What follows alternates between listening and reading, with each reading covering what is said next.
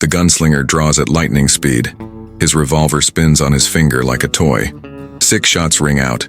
Perfect accuracy, no reload needed. The villain drops dead in the dusty street.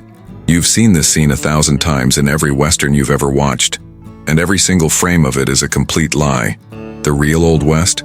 It was deadlier than any Hollywood script could ever capture, but not for the reasons you think, not even close. What actually happened when men reached for their guns didn't just change lives, it rewrote the entire course of American history. And the truth? It's more disturbing, more brutal, and more tragic than any movie director would dare to show you. Because the most dangerous thing in the Wild West wasn't the gun, it was the myth. Let's go back.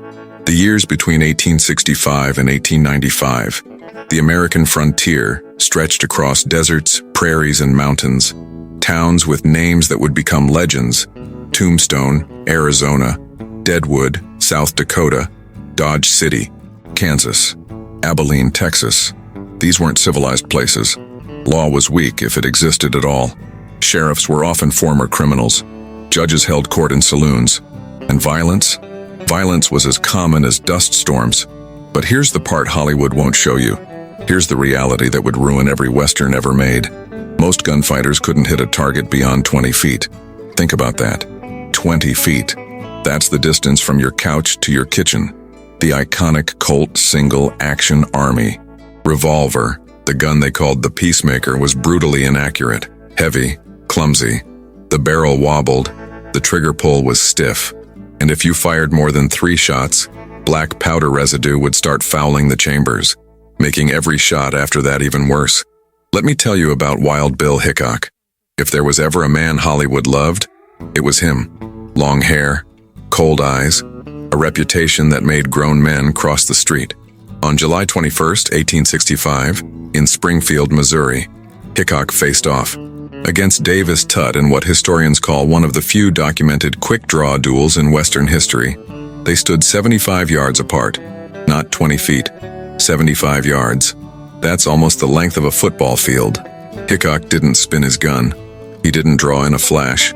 He steadied his revolver on his left forearm like a man trying to balance a plank of wood. He aimed for several seconds. Witnesses said he looked terrified. Then he fired 1 shot. Tutt dropped dead.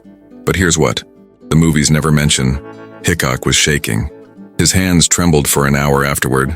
This wasn't glory. This was trauma. The fast draw myth? It came from dime novels.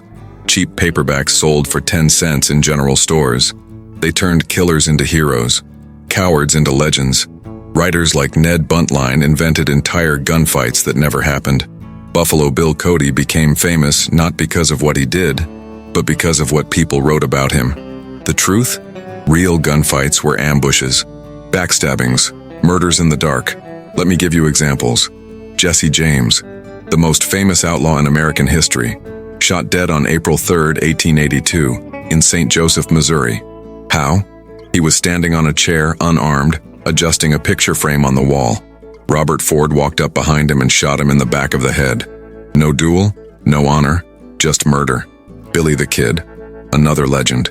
Killed 21 men, they said, 1 for every year of his life. On July 14, 1881, Sheriff Pat Garrett tracked him to a ranch in Fort Sumner, New Mexico. Billy walked into a dark bedroom, unarmed, asking in Spanish, "Who's there?" Garrett fired twice from the shadows. Billy died without ever seeing his killer.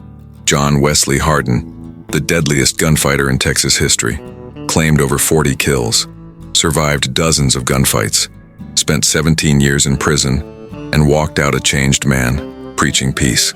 On August 19, 1895, in El Paso, Texas, he was playing dice in the Acme Saloon. His guns were hanging on a wall across the room. John Selman walked in and shot him in the back of the head. Hardin never had a chance to draw. The pattern is clear. The fastest draw in the West meant absolutely nothing if your enemy wasn't foolish enough to face you head-on. And most enemies, they weren't foolish. They were smart, cold, calculating. They waited. They ambushed. They killed from the shadows, just like soldiers in a war. Let's talk about the most famous gunfight in Old West history. The tier, one that every movie, every TV show, every legend is built on. The gunfight at the OK Corral, October 26, 1881. Tombstone, Arizona. On one side, Wyatt Earp, his brothers Virgil and Morgan, and Doc Holliday, a dentist turned gambler with tuberculosis and a death wish. On the other side, the Clanton McClory gang, cowboys, rustlers, men who'd been feuding with the Earps for months. The two groups met in a narrow lot next to the OK Corral.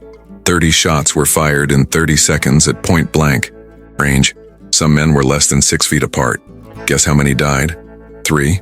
Only 3. Tom McClory, Frank McClory, and Billy Clanton. The rest? Wounded or missed entirely. Virgil Earp was shot in the leg. Morgan Earp took a bullet in the shoulder. Doc Holliday was grazed. And Wyatt? Wyatt Earp, the hero of every Western, walked away without a scratch. Not because he was the fastest, but because he was lucky. If you're fascinated by how brutal and messy the real Old West actually was, how every legend you've ever believed was built on lies and exaggeration, consider subscribing and leaving a like. It helps us continue bringing you these real, untold stories. Now, let's talk about what Hollywood will never show you. The guns themselves. The Colt single-action army. The Winchester rifle. The Remington Derringer. These are the guns that won the West. But here's the reality. Revolvers jammed constantly. Black powder, the only propellant available until the 1890s, left a thick, sticky residue after every shot. Fire 3 rounds and the cylinder would start to stick. Fire 6 and you'd be lucky if the gun didn't seize up entirely. Men died trying to reload in the middle of a fight, fumbling with loose cartridges, their hands shaking, their enemies closing in. Cartridges misfired regularly. A dud round could mean death. And accuracy. Forget it. The Colt Peacemaker had no sights worth mentioning. Just a tiny groove on the barrel. Aiming was guesswork. At 20 feet you might hit your target. At 50 feet you were praying.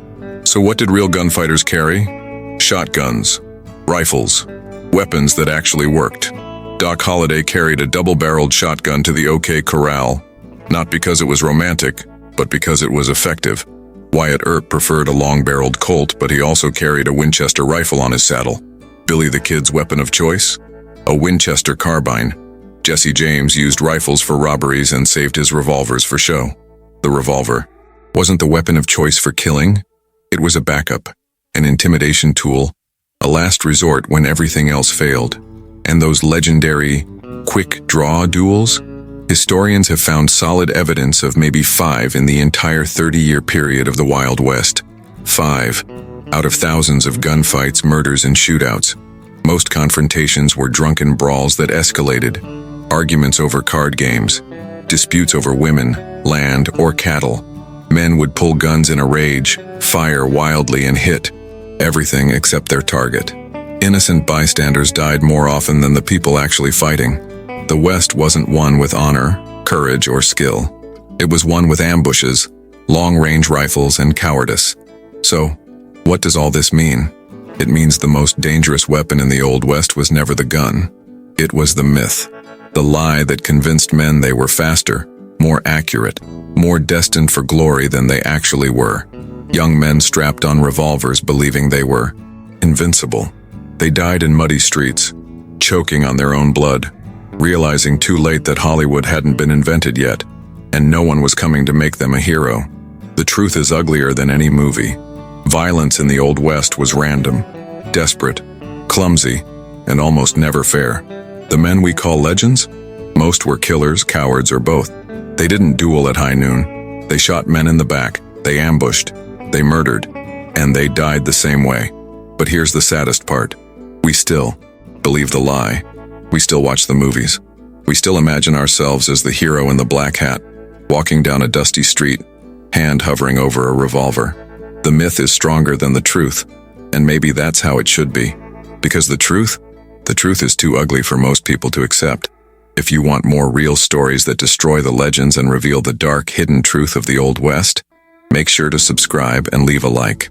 Tell me in the comments, where are you watching? From city and country? And don't go anywhere.